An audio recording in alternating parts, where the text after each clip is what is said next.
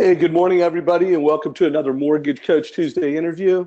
This is Dave Savage. Always an honor to serve the Mortgage Coach community of the nation's best loan officers, top coaches, top trainers, and I try to at least once a month, bring in an author or a speaker, talk about something inspirational, something that aligns with our values at Mortgage Coach.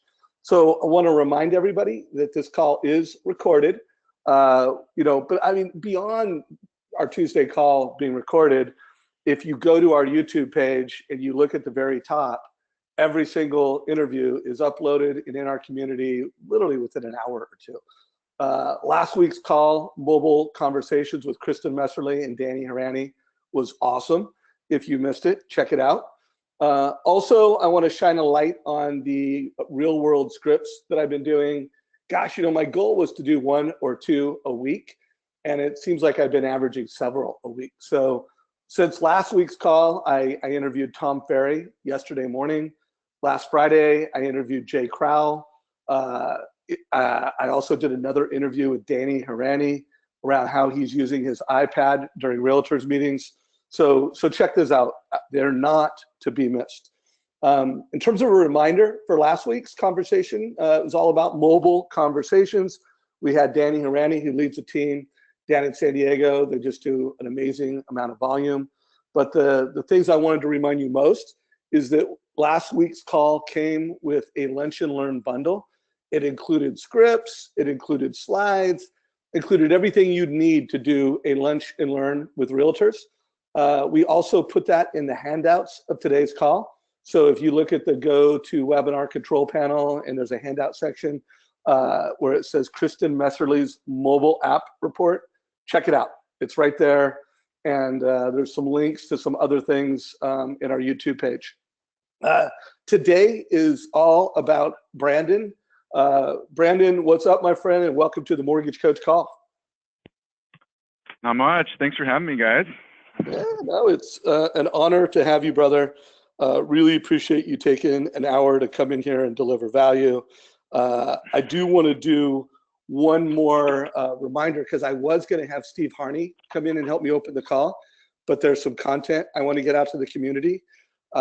As I go through this content, I would love for you, as we kick off the call, to kind of provide some of your color around it. So I'm going to go through that, and then we'll get into the heart of the interview. Sound good? Works for me. All right. So the way it started was Bill Hart did an interview with Larry Kendall, and they did this Skype interview. Larry Kendall, for those of you who don't know him, is the author of Ninja Selling. Also happens to be one of the most effective real estate companies in the country. So he's based out of Colorado, Fort Collins, Colorado. Is considered by many to be the most effective real estate office. And what I mean by that is, per realtor, they do the most production of any real estate company in the country. And then he's written this book. I actually talked to Larry yesterday, and I didn't know it, but 60,000 realtors have gone through his Ninja Selling program. So, I mean, the guy brings a lot of value to agents. And by the way, he agreed to start coming into the Mortgage Coach community and bringing a lot of value to us. So that interview with Bill, my Skype interview with Bill, led to me getting interviewed by the RE Source guys. So by the way, this was a 6-minute interview. Make sure you check it out. Talked about the dual market opportunity, which is just great leadership for all mortgage coaches to be bringing to agents. I'm not going to describe it right now because we've talked about it so much the past 30 days. There's a lot of content for anybody that's on the call that has missed the whole dual market conversation in Mortgage Coach land. But what I did want to do today is I wanted to make sure that we shared some of Steve Harney's slides. So Steve was going to come on today's call and do like 5 to 10 minutes and talk about, unveiling the opportunities in the dual housing market. So I think he gave us 17 slides. So this is a slide kit from Steve Harney. It can be downloaded in the Go to Webinar Control Panel. You'll see, I think it says, well, I don't see what it is. And actually, Jacob, I just realized you haven't uploaded this one. We will get that uploaded in the next 10 minutes. Jacob, it is in the Dropbox folder for today's call. but we will get these 17 slides uploaded. And if you are listening to this on a video, look for a link below in the description box. So, Brandon, any commentary or comments on your side? Because I know you've watched some of this dual market stuff that we've been talking about. Any thoughts on your side? I think it's always important that people try and expose themselves to as much of that stuff as possible. It certainly may not be something that works for everybody, or may not be the messaging that they're trying to get out there, but you got to pay attention to that stuff. And if it's something that you find to be really, really interesting, I would say, run with it. Right on, my friend. Well, let's get into a full-on interview. If anybody on this call wants to ask Brandon a question, feel free to bring those in to the conversation. This is a mortgage professional who does a lot of personal production, has closed 189 loans for over 80 million in production last year, leads a branch that did 1,495 loans last year for over 570 million. That's 13 loan officers. So, I think for me, the first takeaway I have when you and I were doing the prep on this is, wow, you're helping a lot of families, you're helping a lot of agents, and you're a leader to other loan officers. So, you've got to juggle a lot of leadership, management, and personal production stuff. How do you do it, brother? That's a lot of stuff going on. It is a lot. I think every single thing that we do, there's educational opportunities in all of those things. For my office team, and for all the loan officers that work with me, we see so many different things that I can apply those situations to future loans that we're going to be doing. And I think that we're really good as a group about sharing our collective experiences with each other. It's like, hey, did you hear about this one thing? And so, everybody kind of tells each other their war stories here, and it makes us all that much more prepared for that next tricky type of customer, or that next, obscure guideline change that, may be relevant on your next deal, or a deal 5 deals down the road, or something like that. So, well, if you could just tell us a little bit about your practice, kind of describe your team, how many assistants, for anybody who doesn't know what market you're in, if you could just describe your mortgage practice. And again, remember, everybody, if you have questions, bring them in to the GoToWebinar control panel question action area, and we'll add those to the conversation. Well, I've got myself, and for my personal production team, I have 3 associates that work with me, and one that just handles basically marketing and scheduling and transactional information. She handles a lot of our administrative items, manages our database, tracks leads, sends us all reminders on who to be following up with on which days. And then I have 2 basically, junior partners that just split the loans up between the 2 of them, and it works really, really well. I've done it the other way, where we kind of had this assembly line where we went from me to the next person, to the next person, to the next person, and I just found that to be more confusing for clients than anything. So I like to have 2 that I can hand the loans off to once we've got everything structured on my side. And that way, if somebody's out, we've got the backup, and people aren't jumping into roles they're not familiar with. And I think it just kind of covers everything by doing it that way. So great, makes sense. So what are the top values that really guide you as a mortgage professional? When you think of just things that would be values to you, where does it all start on a values level for you? The number one thing for me is that the customer has a great experience getting a loan. I've bought many homes. Obviously, we've dealt with a lot of clients over the years, and everybody's different, and they're going to go through this process in a different way, as we all will come to know over time. But what I really try and do is just make sure that we start with our end goal, which is a successful funding, and we work our way backwards, and we try and address what we think each person's pain points are going to be at the beginning, and make sure that they, one, get taken care of, and two, that they have a good time doing it. I think it's really important that you have fun with your clients and that you let them know that this isn't just a transaction, that you actually, it doesn't have to be stressful for them. It can, you can joke around, you can have a good time. It doesn't have to be, just answering questions on email and all that stuff. So. Loved it. Client experience, number one, making it fun, number two. Anything come to mind is just a number three, another value that's just center to your success. I think you have to be effective with your conversations. It could be a 5-minute one, it could be a 30-minute one. You know what your goal is. Sometimes it's just to reconnect with the person. Sometimes it's to, ask them if they have any good friends that are realtors, or if they'd be comfortable introducing you to their cousin, or whatever the point of the conversation is, and you know why you're doing it. I think it has to be effective. So it has to be time well spent. And it's not, efficiency matters, but it absolutely has to be effective. Well, anybody that does your level of volume, they have to be super effective. I interview a lot of incredibly successful people. One thing I've noticed is they know when to say no. So, while you guys see me interview a lot of people, you don't realize that there's been weeks where they said no. There's been, again, Josh Meadows, when I asked him at the beginning of the year for an interview, he's like, it has to be for this date, and I had to move things around, and he says no to me all the time. We get him in the community every now and then, but I get 3 or 4 no's for every yes.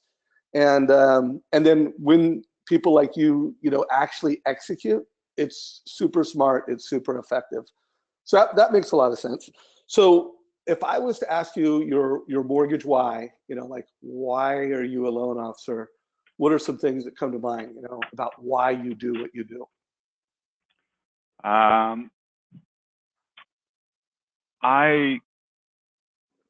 didn't know this when I first started doing the mortgages and when I got into the business, but I really, really enjoy helping people with this stuff. And I didn't know that I was going to have a knack for it or be especially good at it, but as things started changing around us, and the markets got crazy and crazier in the first part of last decade, and then everything fell apart. You started noticing there was a lot of dirt bags out there and shady companies and bad practices and all that stuff. And so as I was hearing more and more stories and getting exposed to more and more loans and competing with more and more different companies, I started realizing that as much as I needed this business needed me. And because I genuinely care about these people, and I hate seeing people get screwed over. So that was kind of, as I was a younger person in the business, I was like, wow, I need to find more clients. I have to get these guys away from those guys because they're complete dirtbags. So that was something that drove me when I was younger, for sure. I like that. Well, that's a good segue. I mean, at the end of the day, it all comes down to this commitment to help, to serve. And I've met you, I've spent time with you, been to a couple events. I think that management event with Andy and the team a few years ago. I got to know you and some of your peers, and you guys are just servant leaders. You really come from this heart to serve. You love to teach. You love to help people make better decisions, and you're dedicated to making sure when people walk away from you, they walk away better and stronger. But I mean, one thing that I haven't asked you this question, I'm looking forward to how you answer it.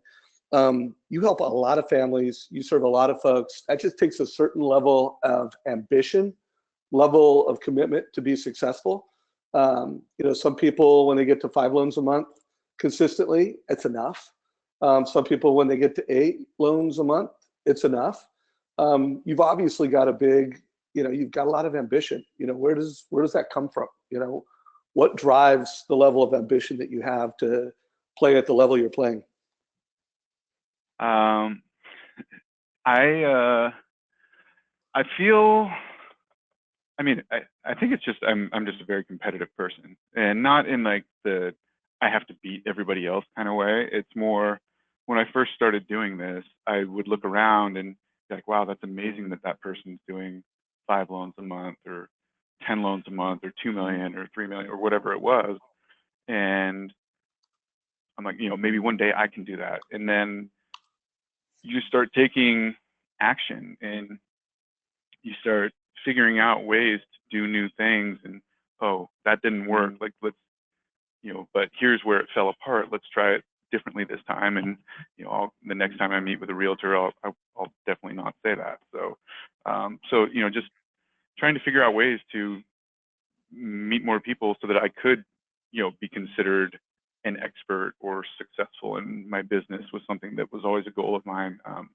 I had a lot of people around me that I really wanted to impress for whatever reason. I did care what they thought because they were family or friends or whatever, and I wanted to be viewed as an expert. So over time, as I started to get to know my peers, I really started feeling like I could do what they were doing, and if only I knew more people. So then you got to go out and meet more people. So, and I think being competitive was kind of like the main thing that drove it, but then it changed as I started understanding that we really were helping people, and then I was like, I got to find more people to help here, and so that's really what it was.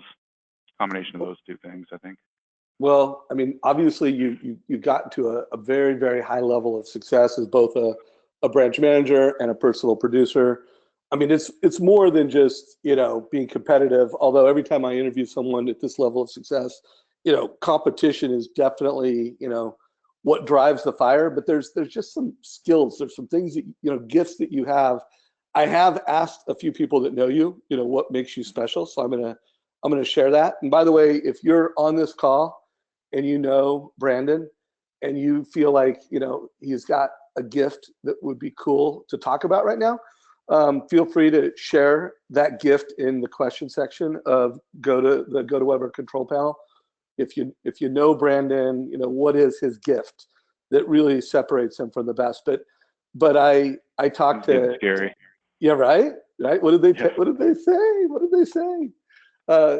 Anyways, I had asked Andy that question, and he said that you're a connector. You connect people. I tried to get him to expand on it, like what do you mean by that?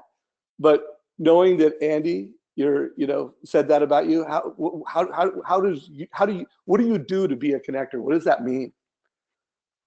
I mean, I can think of examples of why Andy or any of my other colleagues or bosses would say that about me, and when I first was told that, I had never really thought about it, or when that was first said about me. But I'm just when when I'm talking to a person and they mention they're like, oh, I'm thinking about remodeling my basement or doing some tile work. Like whenever something comes up where a person's sharing something with me, my mind immediately starts thinking of like who I can introduce them to that could be a resource or somebody that could help them. Or I'll be like, oh, you might want to talk to this person because they did something similar. Or even more so, just because we've been doing this a while now, I have the luxury of being able to share past conversations I've had with people that I really look up to, whether it's developer clients of ours or just, really, really bright people that have done or said interesting things to me or around me, where I can share those stories. And it's something that I don't really know why I do it. It's just, I mean, I guess I do it because it feels good. But I also, I mean, I want to help these people. I want them to get a good contractor or find a good mechanic or find a great place to volunteer or whatever it is. It's just I think it's you listen to people and you hear what they want, and hopefully you've got access to the resources or the people that can help them do it. So. Love it. No doubt. I mean, you're a value creator. You're always looking for ways to bring value to people, and obviously connecting people with other people is an amazing way to bring value to folks. So Great job on that, brother. And as we continue to have this conversation, if you think of other examples that might be helpful to the mortgage coach community, because, you know, on this call, everybody on this call has a couple things in common. You know, they if they didn't believe in being a trusted advisor over an app taker loan officer, you know, they wouldn't be on this call. They would not be listening to the mortgage coach community. You know, they wouldn't be investing in software and technology that helps them, you know, help families make better advice. So, I mean, we all kind of share that. Now, where there is a divide, I mean, there's people on the call that are, you know, struggling and closing less than 3 or less than 5 loans a month, let's say. There's a lot of folks on the call that are closing, you know, 5 to 10 loans a month. And then there's folks that are just really looking to take it to that, you know, that top producer, superstar level. Sure. So in terms of the success, it's different. But I think from an intention standpoint, it could be all over the place. Well, let me expand. Sorry for interrupting, Dave, but let me expand then on what I was saying there. I think for those of you that are looking for something more specific in what I'm saying there, which is kind of what, you know, these calls are all about, right? You know, there's a lot of great ideas, but it's like, okay, how does that person do it? Well, people actually, I mean, because I do enjoy doing or connecting people, I think that it's something that I've constantly looked for ways to create those opportunities for myself. Now, how that affects my business is I've realized that it feels good to do it. So I actually empower the people around me to do it for me as well, where like I will call somebody that's a really influential client, for example. And this is one of the things I tell my loan officers when they're looking for businesses: make a list of your 10 favorite clients and just call them and talk to them and catch up. And at some point in the conversation, ask them if they have any, you know, good friends that are realtors that you might be able to meet, or that they'd be comfortable, you know, with you reaching out to, or ask them who their financial advisor is, or whatever the story may be.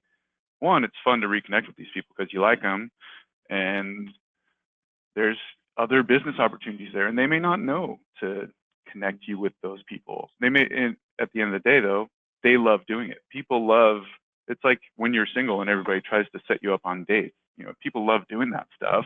They want to say that they introduced you. So allow for them to do it. It's pretty simple, and it's worked really well for me, and it works well for my loan officers. No doubt. Actually, here's a message that just came in on GoToWebinar. So it looks like we've got Mr. Dave Hewerman on the call. What's up, Dave? And this is what he had to say about you, brother. He cares.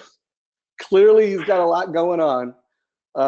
But if someone has a question, they know they're going to get it right. Brandon is just that guy. You know, again, I paraphrased it a little bit, but I think that comes across. And by the way, when I met you in person, and I can't remember the first time we met in person, but I've met you in person a number of times now, you just always glowed with this, I care, I want to help. You know, even with Mortgage Coach, you're like, hey, how can I help?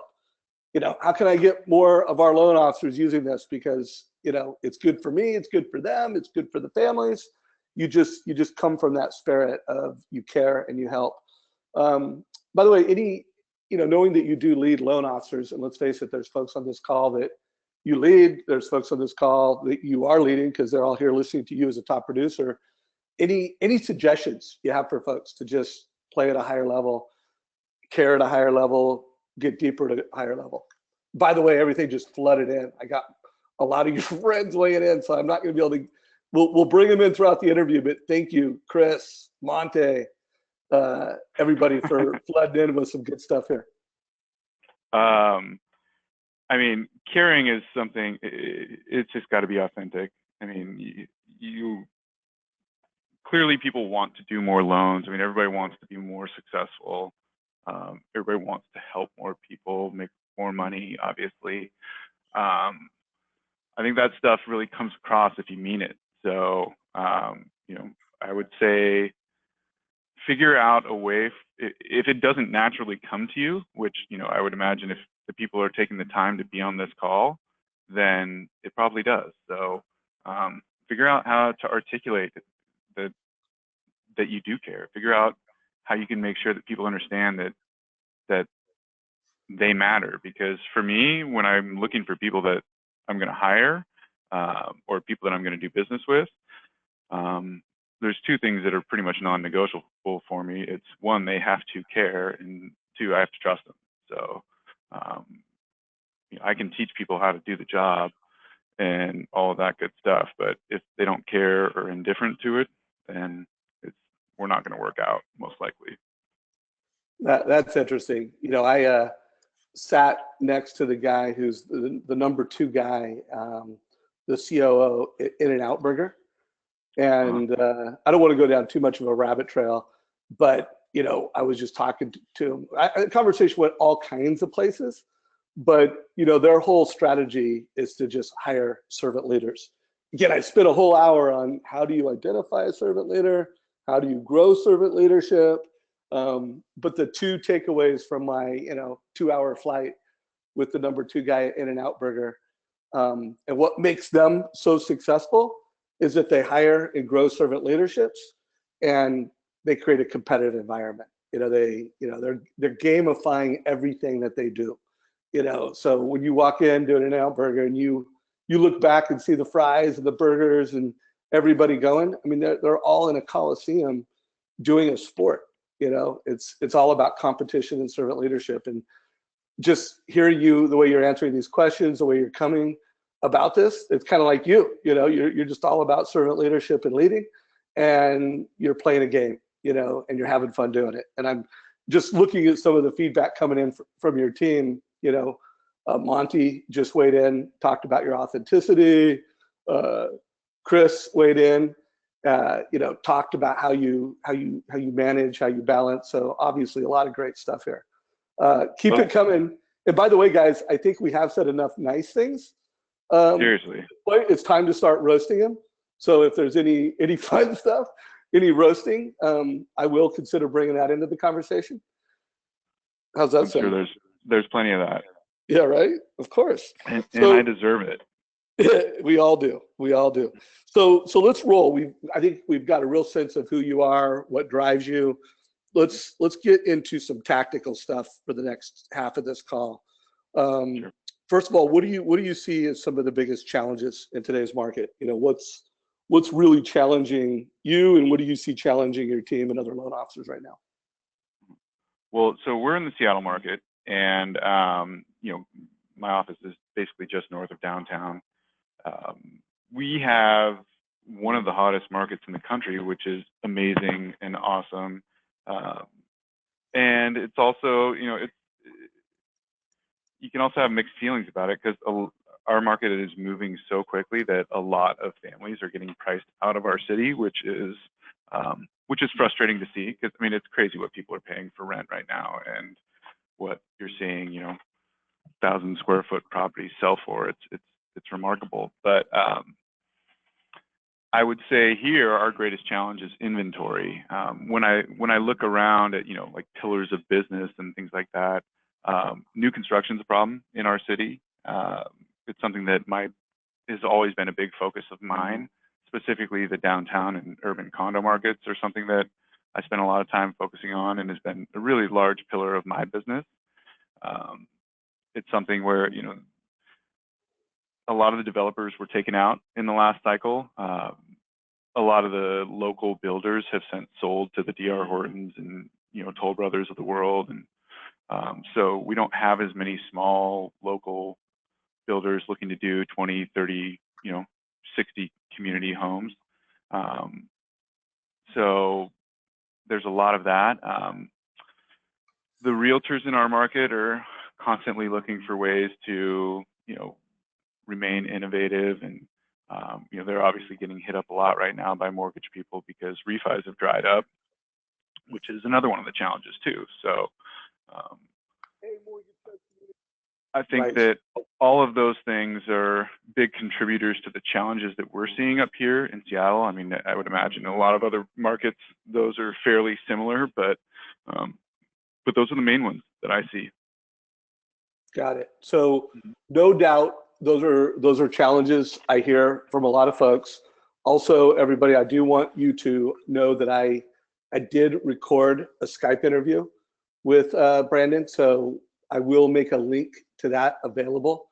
And just a reminder, these Skype interviews, the thing that I like about these is I'm able to just they're so real time, like what's the challenge today? What's the challenge in the market today? And what are some strategies? So in this, we talked about how you use Mortgage Coach to save time. But I just wanted to shine a light on this part of our videos because all of these are about overcoming today's challenges. What's the challenge today? How can you overcome that challenge? So let's get into some strategies. What are some of your top strategies to address the market challenges and just maintain your success level? Just name off, a couple of the things that you're doing in a pretty intentional way right now. Well, I think that you know who your top advocates are. So I think that figuring out who, sitting down with your best agent and builders that you may have done business with in the past, your financial advisor, talking to them about who's coming up in their office, all of that stuff. I think those are things where people can go out there and figure out ways to generate new things. But yeah, I go meet with my agents and say, I know what kind of business you do. Who else are you seeing that's doing, similar types of business that you like and respect out there? Because they're not going to answer that with people that they wouldn't be comfortable introducing you to. And I think that when people are comparing themselves to others in the market, they want to know what that person's secret sauce is. So if my top agent says, hey, you got to talk to this agent because she's doing a great job and she's really growing and developing, and well, that person's obviously going to be interested in what we're doing because we're working with that competitor of theirs. So I think that there's a natural in that you can have with those folks, and it's just a matter of how you present it. How many, when you said I'm focusing on my top agents, how many people is that? Like, how many people do you consider your top agents when you say that? I would say people that we get leads from every single month, at least one. I would say there's probably 20 of them. And then there's probably like another, 10 to 20 that will send us stuff randomly. That, we still market to them and they're just not as committed to what we do or maybe as strong as the others at really insisting that people use their lender. So. Got it. So you got 20 core agents that you consider top agents. You've got 20 that either between their success level or their commitment level to you aren't giving you a referral monthly, but they're giving you a referral quarterly or a couple times a year. Do you have any agents that you close 20 transactions a year or more with? Do you have any, like, just call it mega relationships? I do. How many, if you thought of your 3 top agents, how many transactions a year are each of them estimated? What's the value? If I take out the new construction ones, I'd say there's probably 2 or 3 that we do close roughly 20 deals with a year. Okay. And then if you add in the new construction ones, it's another 3 or 4. So. Got it. Well, that does not surprise me. That metric, for anybody on this call, that's, he's got his relationships that they trust him and like him enough to at least give him something. He's got 20 that are literally providing referrals monthly, and then he's got 3 that are just the cornerstone to his business. And let's face it, not only do they have to have extraordinary trust and commitment, but they also need to be extraordinarily successful themselves in order to do that. So something to think about and compare your pipeline, your realtor relationships to. When I asked the question, what are your top metrics that you track weekly and monthly? And if you do track something daily, I'd want to know what it is. But what are the metrics that you track weekly and monthly? And if there is something daily, what is it? Daily, I look at pricing for my people to see how we're doing, just to make sure that we're not, abusing any sort, and also to make sure that they understand, the constantly moving margins on all of this stuff. As far as my personal production, we're tracking leads daily. We are, we're not necessarily tracking applications daily because that's something that's pretty straightforward and easy to manage. We're obviously taking them daily, but as far as tracking them, I don't think that's something that we necessarily do. We do have goals that, you know, we want to fund a certain amount each week, and we want to originate a certain amount each week. And depending upon the market conditions, those numbers will adjust because we want to make sure that we set ourselves up for success and that it never gets discouraging. So Cool. monthly and weekly, I track fundings for my team and my branch as well. So it's pretty straightforward. Cool. And then I just got a question from the audience, you know, kind of that same question for how many realtors do you have as partners? How many pre-approved buyers are you know, do you have in your funnel? I mean, are you working with at any one given time? I would say that are actively looking, I would say we probably have about 50 at any given time that are, you know, that could make an offer any given week. You know, at least that's how we feel. Now, I would imagine somebody that was pretty serious about it last week that we haven't talked to yet this week, they may have thrown in the towel and we just don't realize that. But then there's obviously a new person coming in this week that will replace them. You know, so I would say at any given time, you know, 40 to 50 that could email me and say, hey, we're about to make an offer. And then we've got a bunch that are out there that, you know, I would say are a few months out for one reason or another. Okay, well, that makes sense.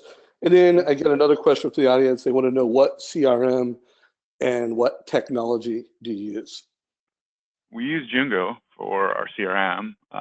It just it covers pretty much everything you would want your database to be able to do for you. So I highly encourage everybody to consider that. And then as far as other technology, I mean, Mortgage Coach is probably one of the fanciest things we do. You know, I'm a phone person. Talking to people on the phone has always worked well for me. I think that I've got a ridiculously sarcastic sense of humor, which drives most of the people around me insane. But it doesn't. There's no way for me to be myself on email. I mean, it's just not possible for me. So we're not gonna be as successful if I don't talk to people. So how many of your customers come into your office? We don't have a ton of in-person meetings. I mean, I'd say I probably meet with 4 or 5 agents a week. And then as far as clients that are doing loans, I would say maybe 3 or 4 a week. Some of the people in my office that are, you know, 40, 50, you know, $80 million producers meet with their clients all the time though. And so a lot of them attend signings. A lot of them will have them come in and sign their disclosures in person. I think that one of the most important things for those of you out there that are really looking to take that next leap is what works for one person down the hallway may not work well for you, and what works well for you may not work well for them. I've got a really diverse group of people that personality styles and everything alike have very little in common, but they're all badasses at what they do, and it's what makes one person good is not what would make the next one good. Yeah, no doubt. Well said, my friend. And by the way, for everybody on this call, I interviewed a Mortgage Coach top producer, Jay Crowell, last week, and I'll put a link to this. But it really, from my perspective of all the interviews I've done, where it was a top producer. I mean, this is a guy who's done over 1,700 Mortgage Coach total cost analysis reports, and more than 50% of his clients come into his office. He did a really nice job. So check out that video. It's got a lot of best practices on how to do a Mortgage Coach in-office meeting. Check that out. Well, let's transition to Mortgage Coach a little bit. I mean, that is a technology.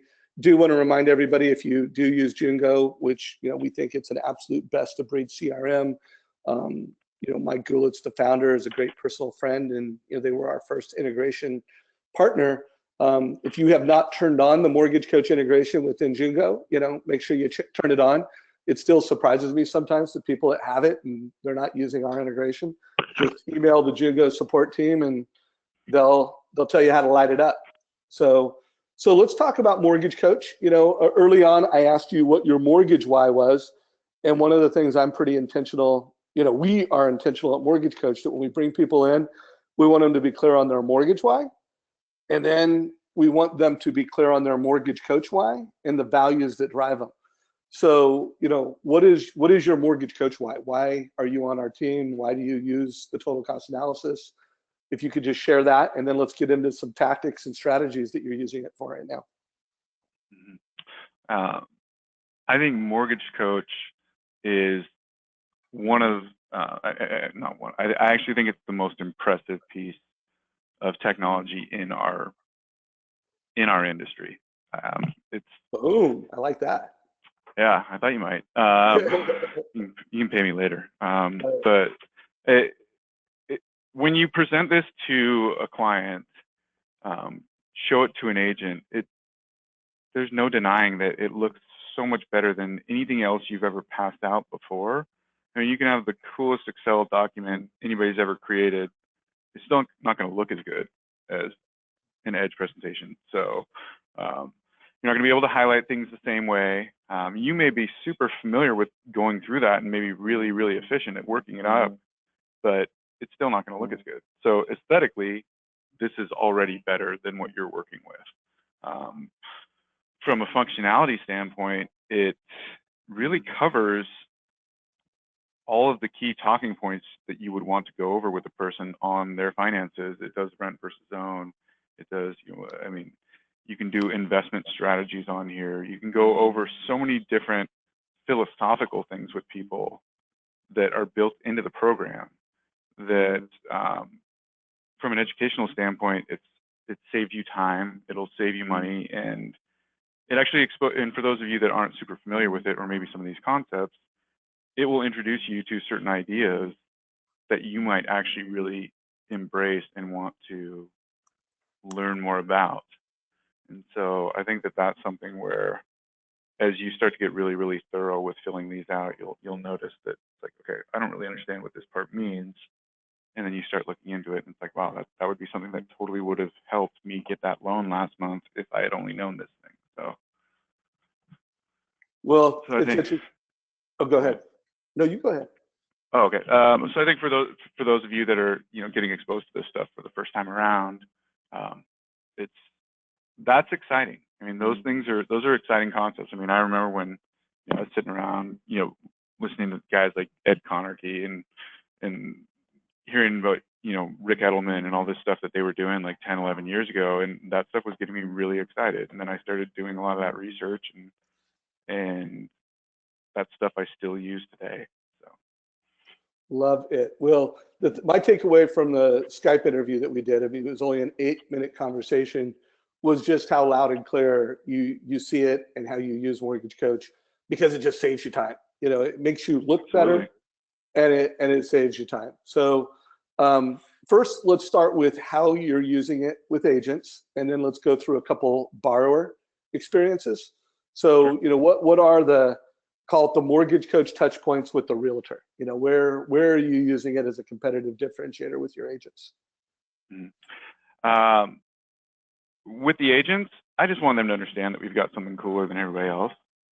So I think that, for me, because I'm somebody, we've talked about this a lot now, that does enjoy helping and I do care a lot, I find myself getting out of my own lane a lot and getting in the way.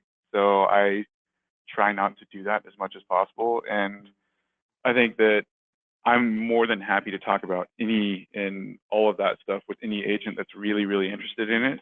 But I think for them, the value is in just knowing that we're experts at what we do, and here's one of our tools, and here's how cool it is, and some of the stuff we can go over with people. And I try and really, really gloss over the finer points of it so that I don't make them feel like they need to share this stuff with people, because then it just gets confusing. Got it. One of the common. Oh, go ahead. No, you go and ahead. most of them aren't that interested in knowing exactly what we're telling their clients. believe it or not.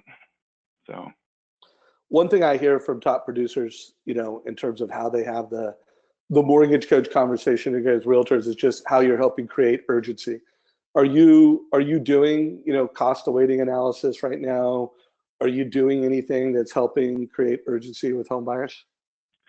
we will do it in a one-off basis for, you know, I always get, that's actually one of the few areas where I start to get a little uncomfortable with people, mainly because,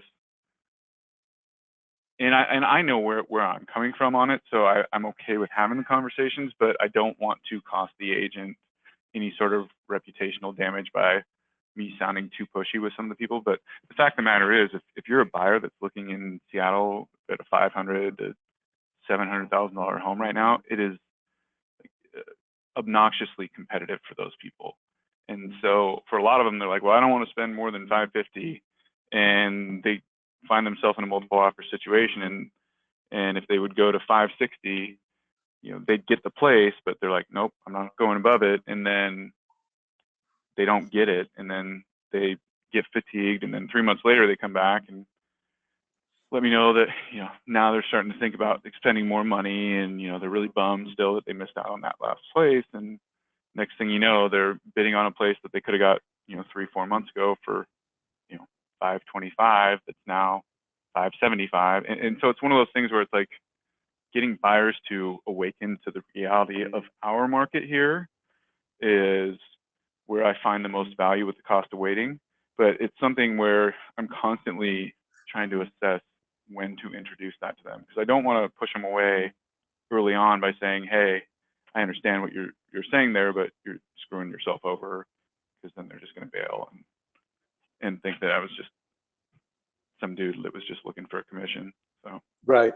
Well, I do find the interviews I've done where the mortgage professionals are doing that, it's not as though they're trying to sell or push. It's just, I want to help you make an effective decision. What do you think totally. rates are going to be in 3 months or 6 months? Okay, write it down. What do you think? Are values going up or down? How much?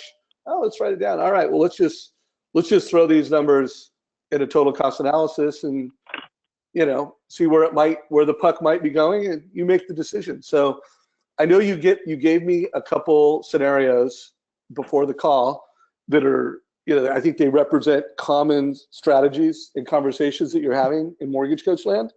If you wouldn't, I don't know if you want to go through them in any order, but if you don't mind just kind of walking through a couple of these strategies so that folks can understand how you use a mortgage coach and what conversations you're having. Mm-hmm. Not at all. So you'll notice on the one on the left that it looks like they're doing 100% financing. Well, this client already had a HELOC on their current home that they've had in place for some time. And so we were talking about, should he sell first? How's he going to move twice? He doesn't want to do that, and all these different things. And he's super conservative financially, and he's nervous about using the HELOC. I'm like, well, what's the point in you having it if you're not going to use it? I mean, you've got the perfect vehicle in place for you to be able to go out and buy a new home before you have to sell your current one. And so even though it says 30 or 20% down, technically he's going to borrow 500 grand. It's just 100 is coming from his current place. Got it. So that, by the way, I wanted to pull up, so we showed this both on a mobile app and on a desktop. What were the things that you focused on most on this particular strategy? Was it the, kind of monthly, what was the takeaway for the client here? Well, first off, he really was, a lot of times people will compartmentalize this stuff and be like, they'll look at it as, that's my primary home. I want to do it that way because I don't want to confuse the two, and I don't want to pull money from this place to do that, because they can't wrap their head around the fact that you still owe the exact same amount one way or another. You're just setting yourself up with cheaper terms. So for him, he was hell-bent on doing an 80-10-10 on the new place and using his cash, but he didn't want to empty out his cash because he got a new baby and all of this different stuff. And we just kept going back and forth and back and forth. and this is a buddy of mine, so I was being, pretty hard on him about it. And it looks like the 80-10-10 is the better option here because, you're financing 10% less, but the rates on the HELOC and on the primary were both better than the rates on the primary and on the HELOC on the 80-10-10. So from an interest standpoint, he's covered. From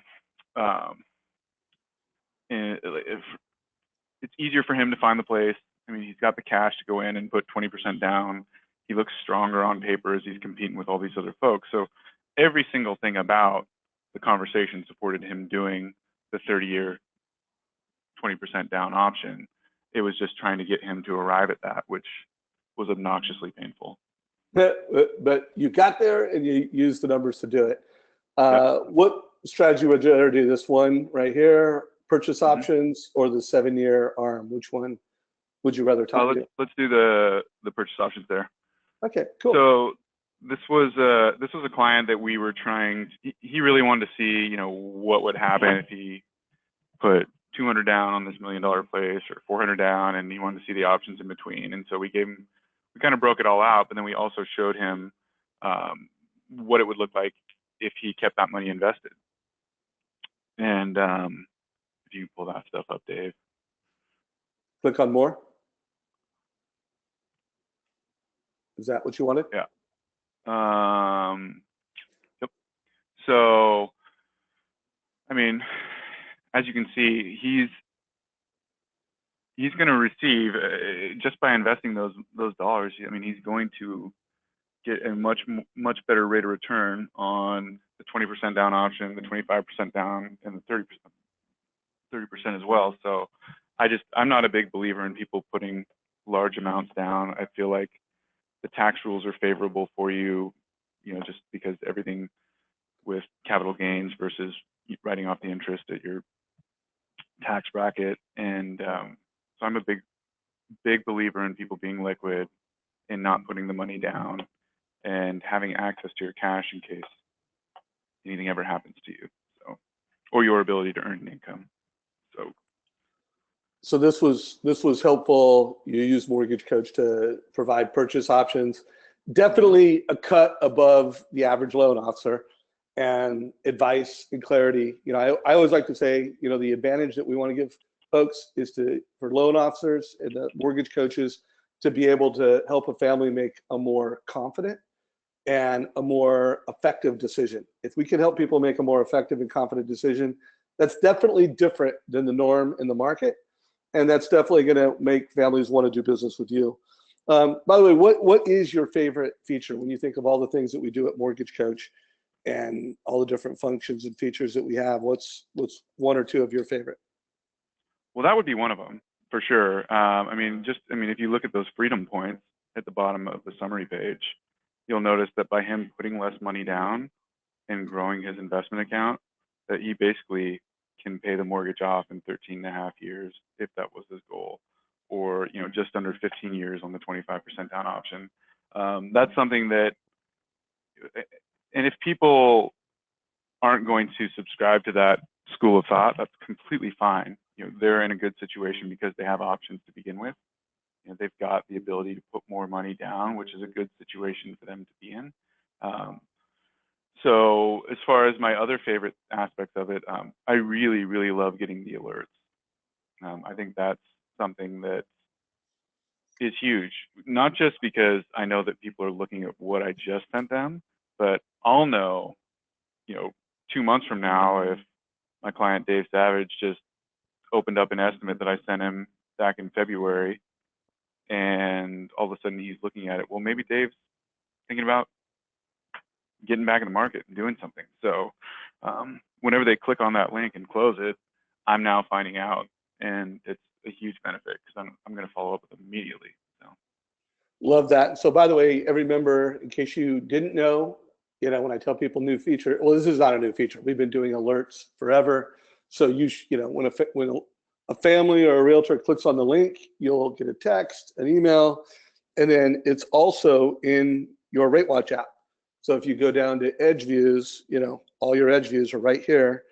And you can also go back and, check different days to see that. That particular date change is particularly useful in the day watch feature. So right now you are looking at day watch. This is what's happening in the market today.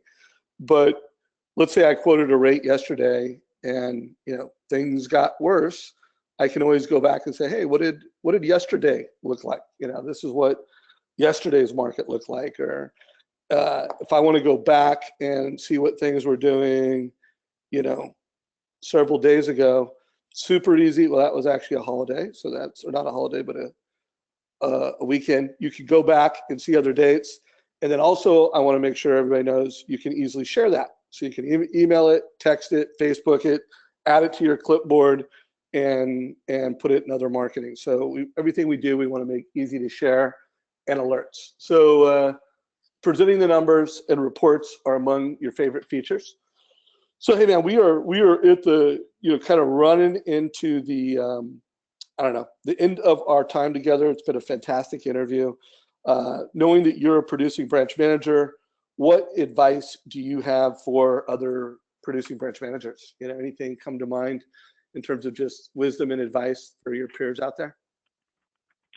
I think that it's super important that you figure out as a manager what areas you can impact the greatest with your current group of people. I've got a couple here that I feel like I can spend more time with and get greater results than some of my other ones. And I feel like there's a couple of folks here where if I could really, really dial into a couple of their issues, that we could get a much, much greater return on that time, and that person could really solve a lot of their personal business problems with just dialing into this one specific issue. I think that's just as important as getting out there and recruiting. You've already got people that work for you, that look up to you, that respect you and admire you, and I think that giving more to them is just as effective as going out there and getting more people. We've hired a lot of great people from other companies over the years, and we've had some challenging ones. And so I'm always out there looking and trying to recruit, but I would say don't ever take your eyes off your own people as well. I think that's something where that's some of the most satisfying results that you can ever achieve. Love it. So everybody on this call, we are dedicated to turning you and everybody you serve into a trusted advisor using Mortgage Coach. One thing that we believe is that we believe where technology is and where human adoption is there's just a gap. Like the biggest gap for most branches, most loan officers, isn't that they need more tech. It's they need the tech they have, and they need to use it better. And so one of the things that myself and our team has been working towards is let's face it, technology and how you're implementing your tools, it's just getting to be a bigger and bigger gap. So everybody on this call, you need to learn faster. You need to get better faster.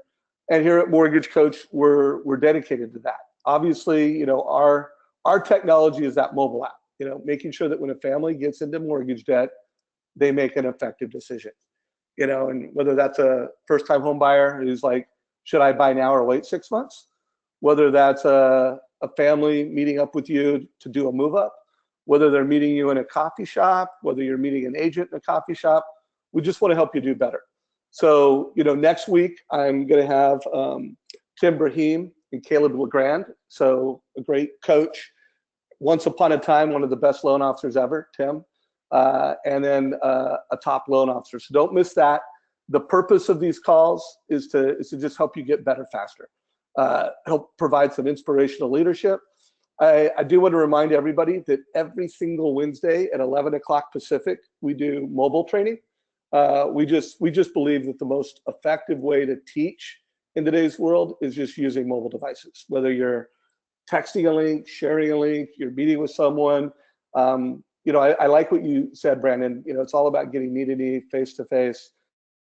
And it's not about the technology. The technology is just a great storytelling tool. It's just a great tool to help a family make a better decision when it's time to make that mortgage decision. So we're here for you. Well, hey, brother, you have been a fantastic interview. Super grateful for everybody on this call. Let us know what you thought of today's call. Did we surpass your expectations with value? If you're a guest on this call, let us know if you'd like to learn more about Mortgage Coach. So if everybody could vote really quick, let us know where we landed. Did we just blow you away with value? Get a few takeaways, or do you want to learn more about Mortgage Coach? And then my last thing is I do want to do a fact check. When I showed that one comment saying he cares, that was not Dave Feuerman. Someone logged in on Dave's account. It was actually Ryan. So heads up, Brandon. Ryan was the one that said those nice things to you. Although we had a lot of nice things said about you. Monty weighed in with some really positive feedback. Chris Siegfried weighed in with some great feedback. So you got a lot of people that appreciate you, trust you, and get a lot of value from you, brother. And thank you for spreading that value today on the Mortgage Coach call. Thanks for the opportunity. This was fun. All right. Have a good one, everybody. Look forward to the next call with you. And again, if you have not been through our mobile workshop, go to our website. It is super easy to sign up. Before I leave, I'm just going to make sure everybody knows how to do it. If you're not checking this, go to our calendar, connect, calendar. All of our upcoming trainings are right here. Just scroll down a little bit, and every single day, this is updated with what our upcoming trainings are. So you can see we've got our university training coming up. This is the call for today. If you wanted to come to tomorrow's mobile workshop, come right here. And you can always know what's coming next. As you can see, here's the scripts call from a week from now. Make sure that's on your calendar. Take care and have an awesome day. Bye, everybody.